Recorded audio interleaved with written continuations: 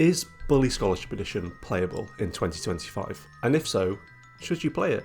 The wait for GTA 6 continues. Could a game as old as Bully scratch the itch for now? Can a 2008 remaster of a 2006 school-based GTA-like fill that void? I return to Bully wanting to answer just that. How does the game feel in 2025? Have modern-day graphics made Bully's flat textures unbearable?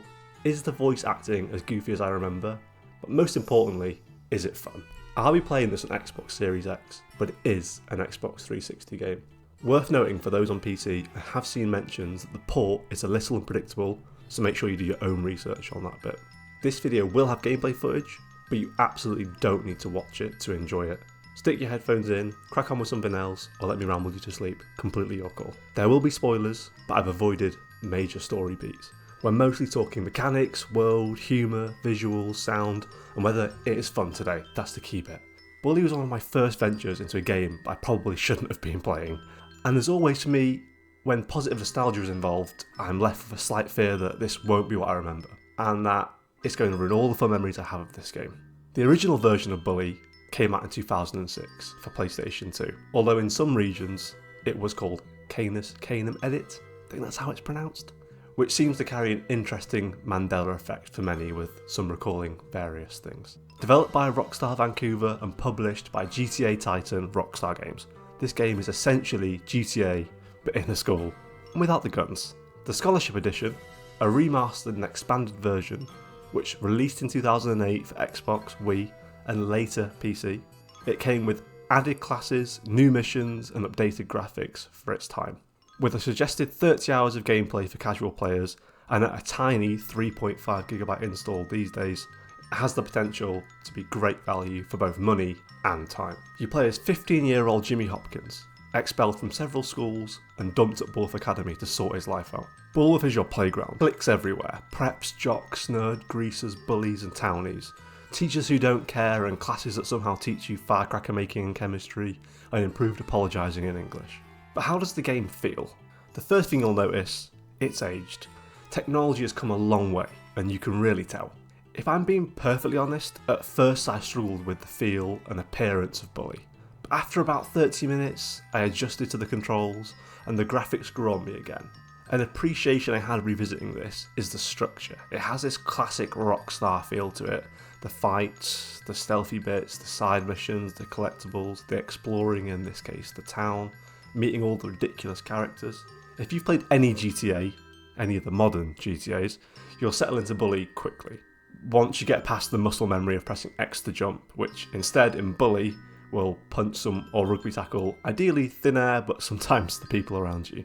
This game has so many different activities on offer that the feel of the game can switch up from task to task at times, but generally the controls initially do feel a bit clunky, including the semi-controlled camera, which caused a few moments of confusion and slight motion sickness. Overall though, it's fine, and it actually carries a certain charm. In a way, it was a nice reflection on just how far Rockstar and gaming as a whole has come.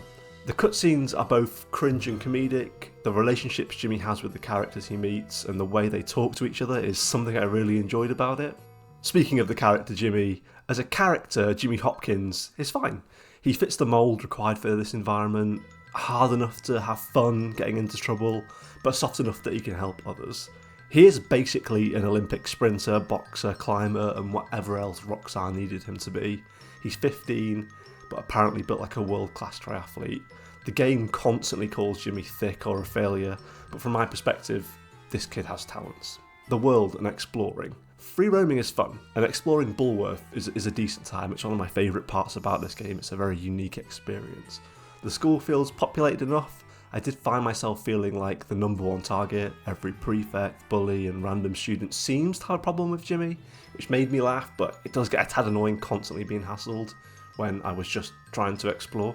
The world opens up massively once the school gates unlock. The town does feel emptier than I remember, but it adds a sense of scale without overwhelming you, which is somewhat refreshing in a way. You can stock up on supplies, go clothes shopping, buy a bike, look for collectibles, there's a theme park, and you can do the classic grow more hair, Rockstar trim if you like. Although Jimmy with hair kind of changes him too much, and it makes him look, I don't know, too nice, I guess.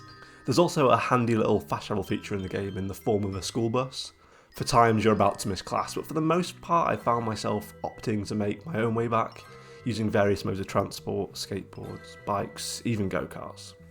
The map isn't huge, it isn't small. It certainly felt massive the first time I played it all those years ago, but since then we've had games like GTA and Assassin's Creed Valhalla. That said, I like this map, it felt enough. It also means for things like collectibles, there's an acceptable amount of each thing you have to collect. Unlike modern games that give you 100 of something, I'm looking directly at Cyberpunk and Mafia 2. Wow, so many collectibles.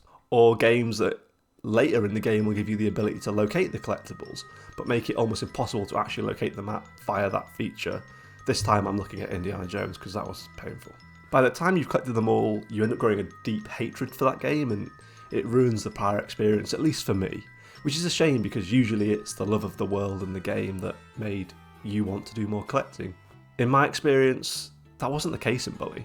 There was a decent amount of each collectible, satisfying rewards that either were fun to use or added something meaningful to the game. They're worth doing and it really felt that way. The classes are great, they provide a nice blended form of progression, and the minigames are a nice break from the missions. Although the rewards did make me laugh. Firecrackers for completing chemistry and the ability to apologise better after scraping through English. They provide little challenge depending on the class, except English, which I did suck at from the start, but that could very much be a skill issue. Something the game does a fantastic job with is progression. It's subtle and it's effortless, it introduces you to features as they become part of the game. The slingshot's a great example. Once you acquire it, you immediately get put into a situation where you get to use it, and a fairly safe situation. And as the town opens up, suddenly you get gentle fetch and return missions, encouraging you to explore the town a bit more. I really enjoyed this, and it was consistent throughout. A special shout out to the You Pass screen with the reward. It's just amazing. It's like such an identifiable statement for a Rockstar game like GTA or Bully. It just has a special place in my heart.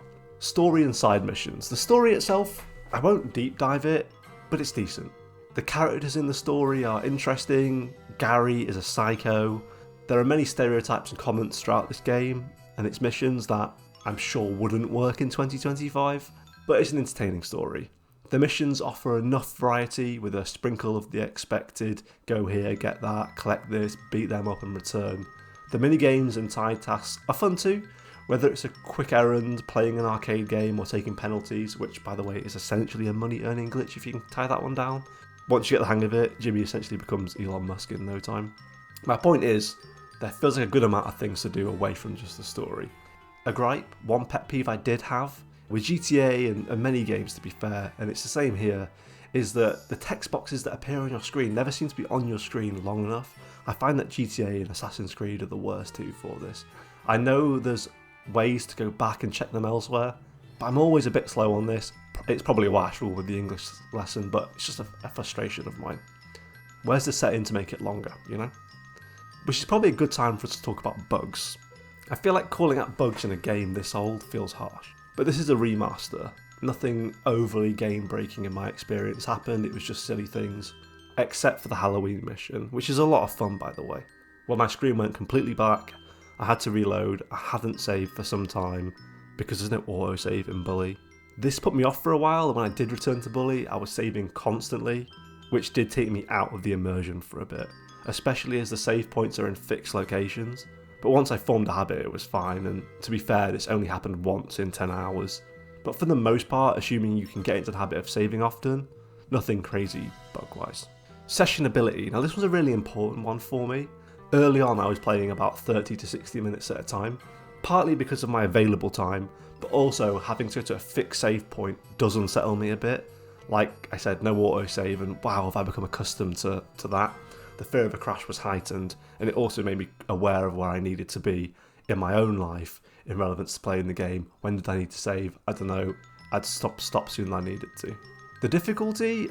Overall, I'd say Bully is mostly an easy game. It doesn't feel like it's supposed to be hard. Did I fail missions and classes at points? Yeah, sure.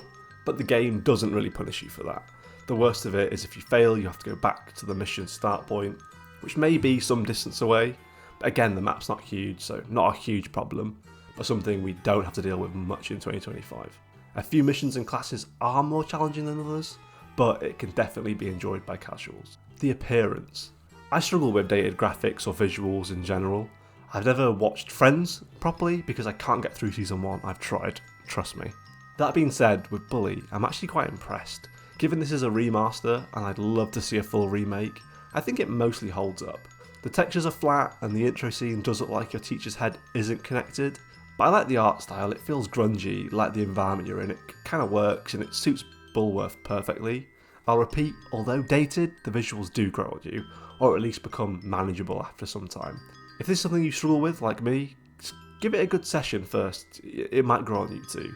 The character models give me a San Andreas vibe, but slightly worse, with their blocky hands and flat textures. Took us a long time to get hands right in games, didn't it? I remember older people saying as a kid when playing this game, video games are really realistic these days. And there were genuine concerns about the impacts on us. Looking at this game now, I can't tell if they were blind or just comparing it to Pong or maybe Facebook's Cafe World. This game certainly doesn't scream realism. Maybe it just says more about the times. But overall, although dated, after a while it's fine. You're probably going to hear me say that a lot. It's fine, it's decent, because that's what it is. One thing I did notice, I saw a few variations of the school badge. I'm not sure why, but it was a thing. As for the game's sound, the voice acting has aged okay, though everyone sounds like they're recorded in an empty hall. Is that on purpose? Unsure, I kind of doubt it. But to be honest, like the clunky controls, kind of adds to the charm, and as long as you're not expecting anything more, it is again a solid fine. What? I meant yes, sir. Friends? And you do get used to it. I'm playing Bully off the back of playing Clair Obscur Expedition 33. It's worth bearing that in mind with that game being a masterpiece in some of these areas. Anyway, back to the voice acting. Some of it, I can't tell if it's being serious or mocking itself. I'll give you some examples. A vote for me. Thank you, everyone. Good night.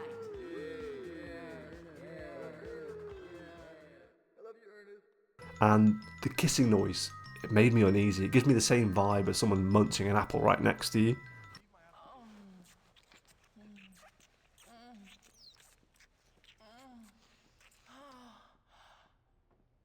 But the passing remarks of students and teachers are absolutely golden, and one of my favourite parts of this experience.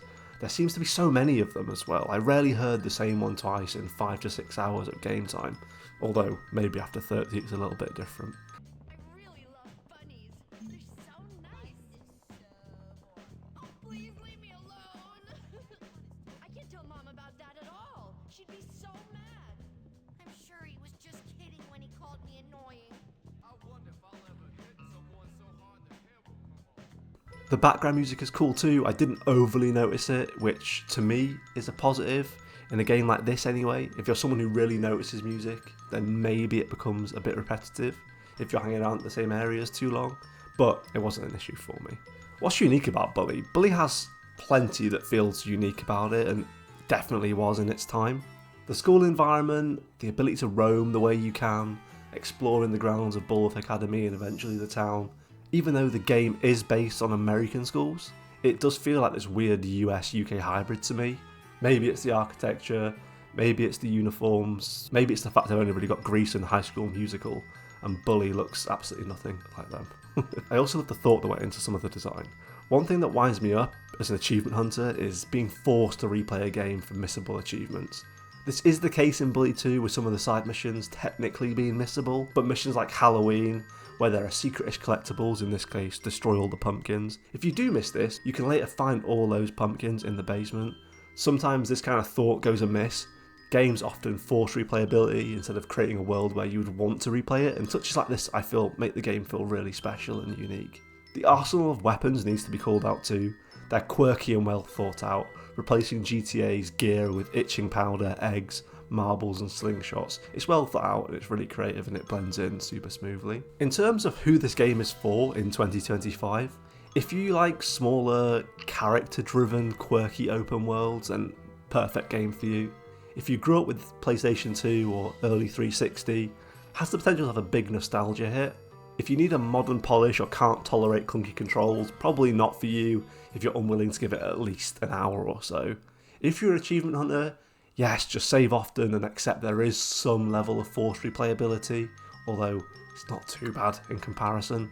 Casual players looking for a cheap time sinker? Absolutely, this is an absolute time sinker. A good 30 hours for what, $5 to $10? Most importantly, is it fun? Is Bully worth a go in 2025?